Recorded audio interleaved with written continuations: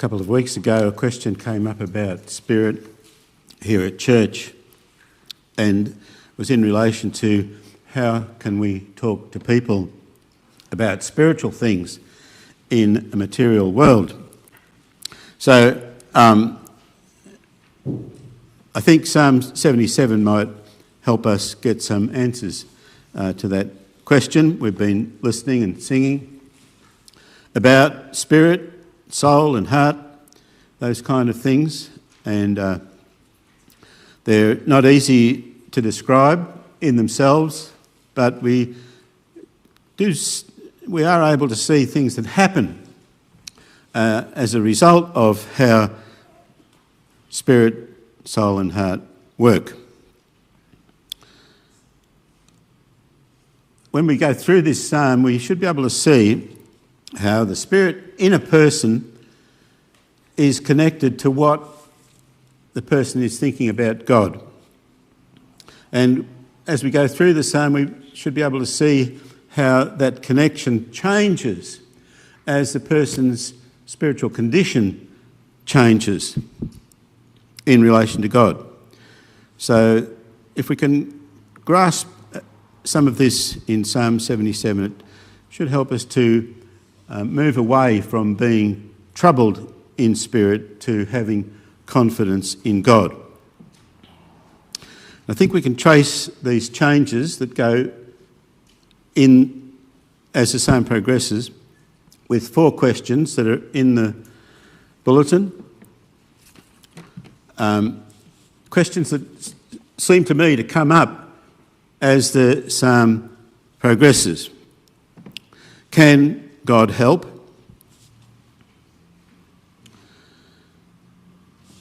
Can he help anyone? Does he care? Does he care about me? Does he care about you? Are the stories about God true? And can you believe it? So, first of all, can God help in verses 1 to 4? And I'll just read these. I cry aloud to God, and he will hear me. In the day of my trouble I seek the Lord.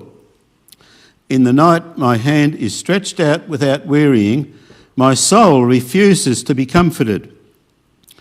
When I remember God, I moan. When I meditate, my spirit faints. You hold my eyelids open. I am so troubled that I cannot speak.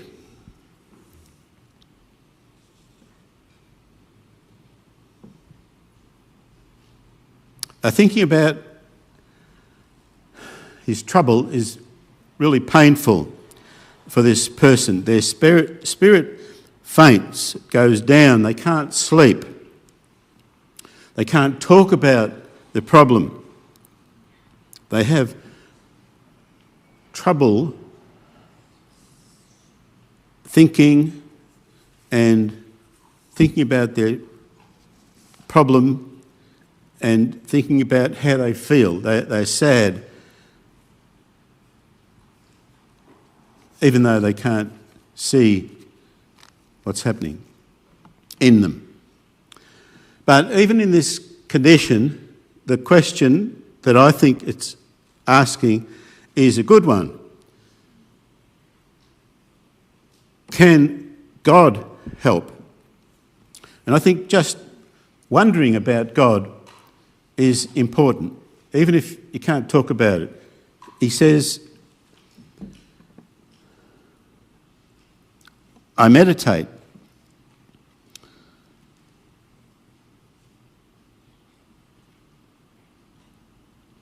He remembers God. So there's something happening inside, wondering what's going on, wondering, I think, about God. And I think that's important, even if you can't talk about the problem. Vincent van Gogh's father was a minister, and Vincent had a lot of problems about what to believe. He felt that he should be a minister as well. And he knew from his father and family what preachers say. But even though he wanted to be a preacher, his spirit wasn't right. His spirit was in close contact with nature. He could express how he felt about nature, but in this last picture that he painted, I think you can see how troubled his spirit is. If you compare this picture with pictures that he's painted before this, there are a lot of similarities in the development, but this one has a lot of tension in it that the others don't. Now, spiritual problems will be different for different people. But the point of this psalm, I think, is that the problems don't go away by ignoring them or by ignoring God. So this question, can God help, is a really important one, I think. Then, from verses 5 to 9, there's a second question that comes up, just in the verses themselves. And I think the question is, does God care? Can he help, but does he care? We can believe that there is a God. Not everyone will, and even people who talk about God or use God's name won't be necessarily believing in him. But you can believe that there is a God who is in charge of everything. But does he care? He can help, but does he care? Will he help? And like I said, Vincent was very troubled about what people thought about him, what his family thought about him not becoming a minister, what other artists thought about him as an artist, even should he be a minister or an artist. He was very confused about this. He sent his brother, who supported his art, this painting of a Bible to show that he was interested in the Bible. But in the letter that he wrote to Theo with this picture, he describes the picture more than the Bible. He talks about the background and the colours and the picture as a picture, not so much that he's interested in the Bible. And he worried about that. He worried about being more interested in pictures than what God thought about him. But does God care? That's the question that I think Vincent needed to ask and find the answer to, and the question that the psalm writer is asking in Psalm 77. So in verses 5 to 9, the psalm writer thinks about the past, the times when he was happy. I consider the days of old, the years long ago.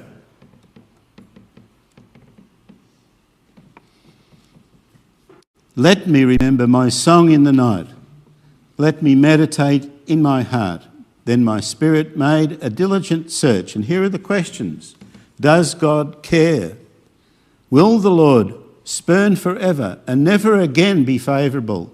Has his steadfast love forever ceased? Are his promises at an end for all time? Has God forgotten to be gracious? Has he in anger shut up his compassion? Does God care?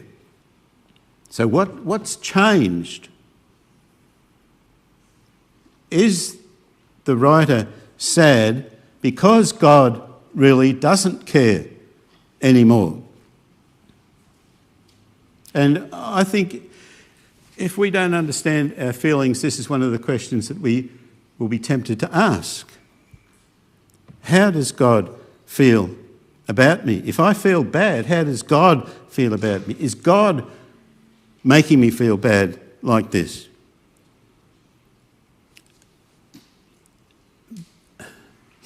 But I still don't think they're bad questions, necessarily.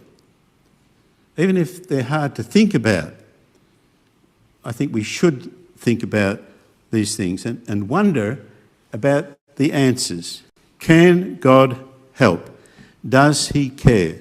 Or is he angry with me?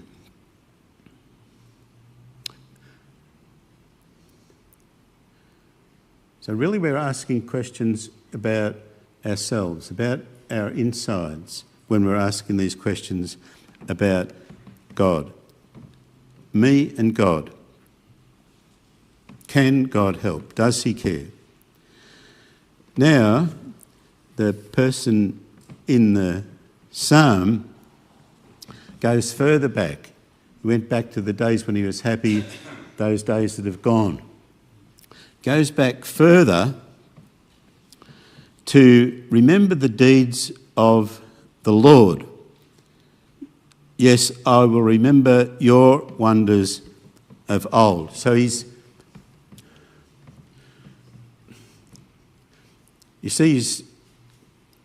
not complaining still about God. He's been thinking about himself and God, now concentrating on who God is.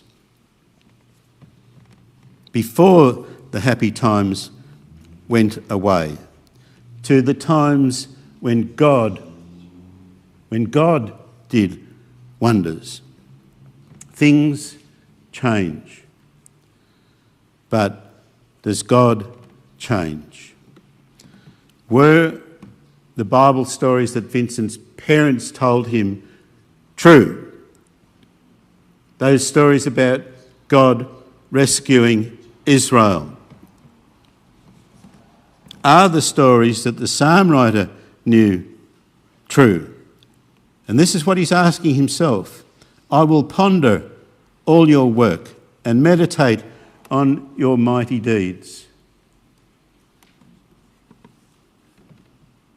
Your way, O God, is holy. Your way is different.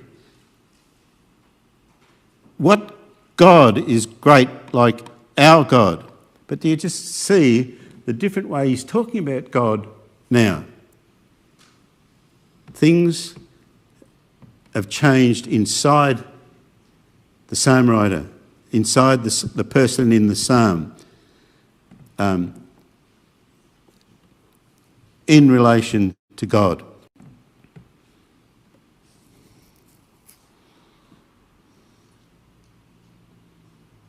Does God help? Does he care? Are the stories true? This is the third question for the troubled spirit to ask. It's a question that everybody should ask themselves without shame. There's no shame in considering the stories. The stories are just there. Are they true? And there's a really important change that's happening as the psalm progresses.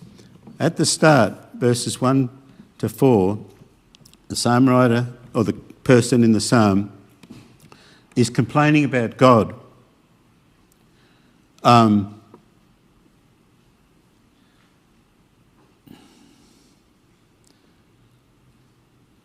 You keep me awake, he says in verse 4. When I remember God, I moan. My spirit faints. It's too hard. I can't even think about what God is like, what God is doing.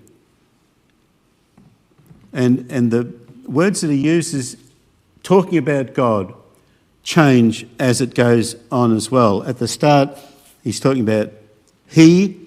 Later on, he's talking you. At the start, he's talking about God as the powerful one. He's talking about him as Lord, capital L, small O-R-D, Master, the God, the Master. But then, verses 10 onwards, he's talking about Jehovah. Verse 11, I will remember the deeds of Jehovah. I will remember your wonders of old. I will ponder all your work and meditate on your mighty deeds. You see how he's coming closer to God just by thinking about him. Now this is the Most High, but the Most High is not like other gods. Here, later on, he talks about the lightning. Here's another god that the people around could be trusting, the god of lightning, Baal, the god of lightning. But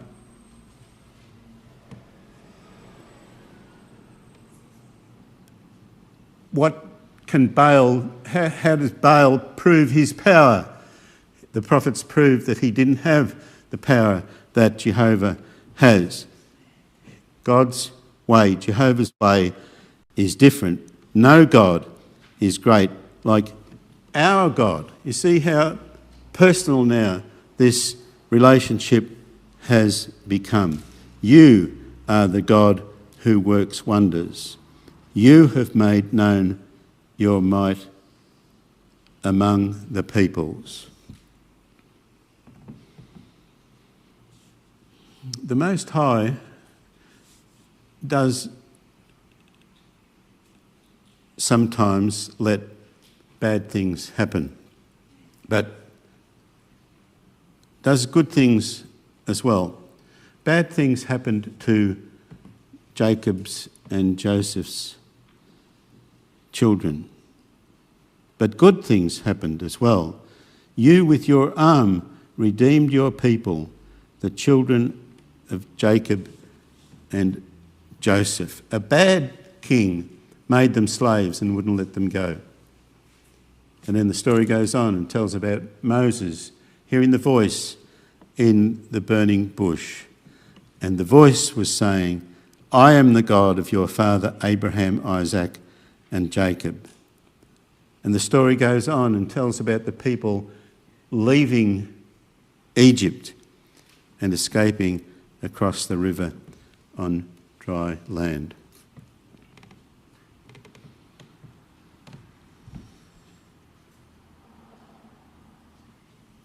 If a person can't sleep, can't talk about what's wrong, does it mean that God doesn't care anymore?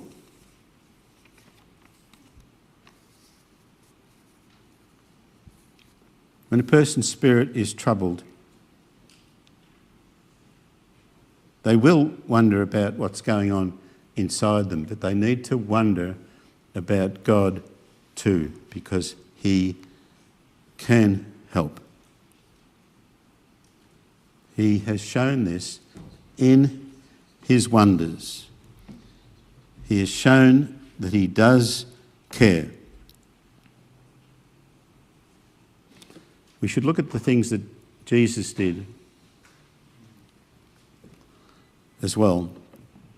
There are a lot of stories in the Bible that tell about wonders that Jesus did.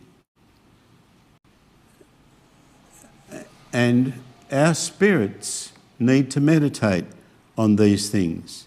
And for us to ask ourselves, can I believe these things? And so this is the last question that Psalm 77 brings up in verses 16 to 20.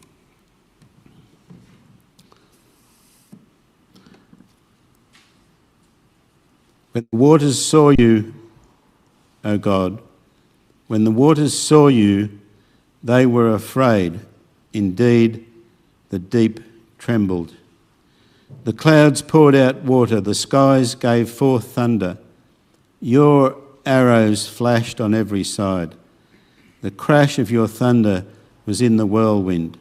Your lightnings lightened up the world. The earth trembled and shook.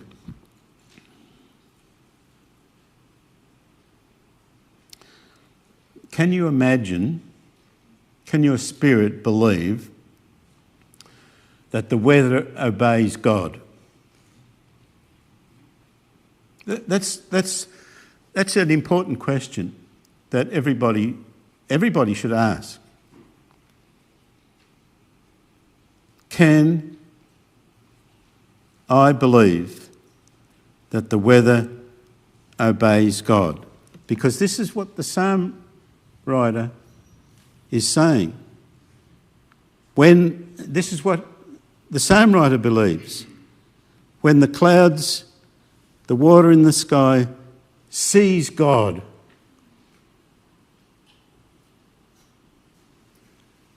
it's afraid. Now,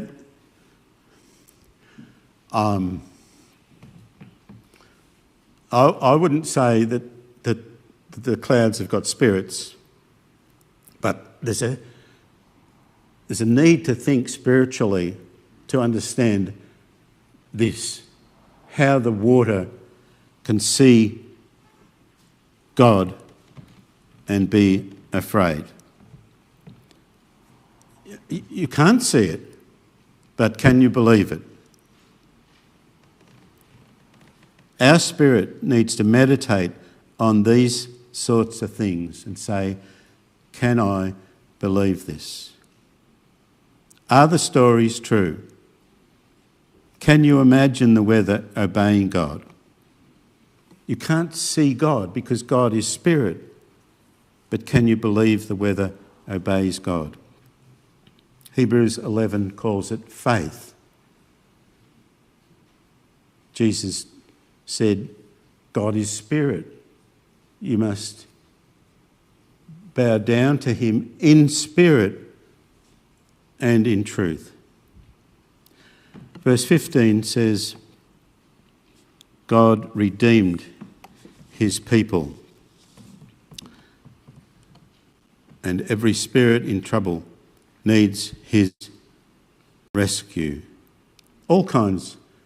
There are all kinds of spiritual troubles, but they all need trust in the same God for help. Brandon mentioned this morning how one day Jesus was in a boat with his friends and the storm came up and the men panicked, and Jesus told the wind and the waves to settle down.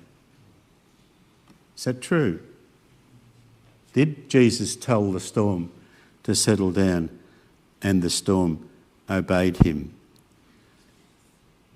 And the men, like normal people, said, who is this? And that's a good question too. Who is this? And it needs an answer. This was the same God that Psalm 77 talks about. The waters saw God stilling the storm.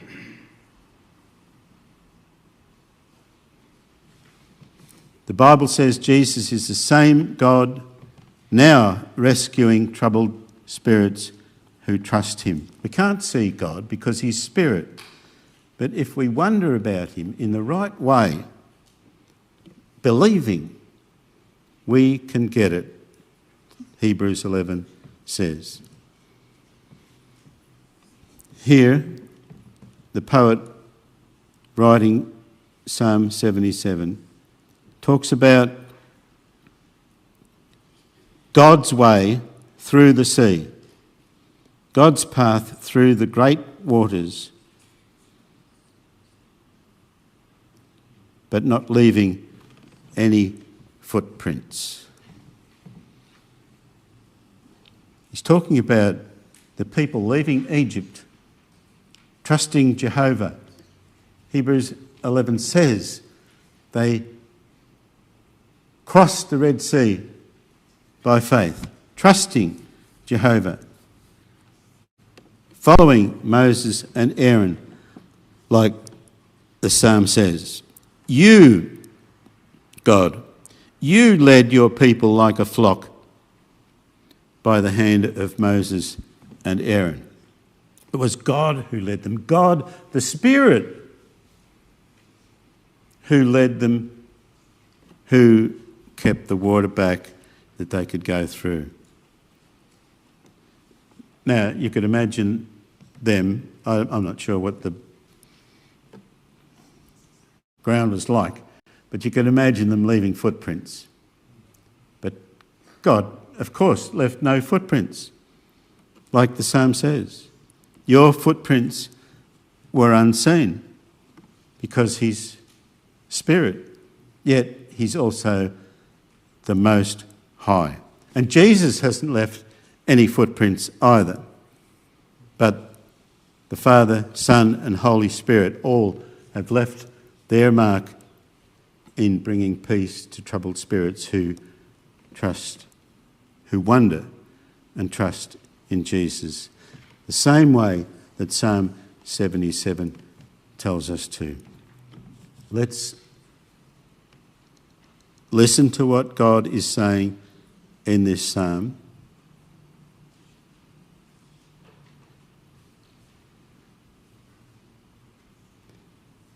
Let's listen to what he's saying to the troubled spirit in this psalm and to our spirits when they're troubled, to believe what God is saying in this psalm and to pass it on. And I think if we can do that ourselves and pass it on, we will see wonders.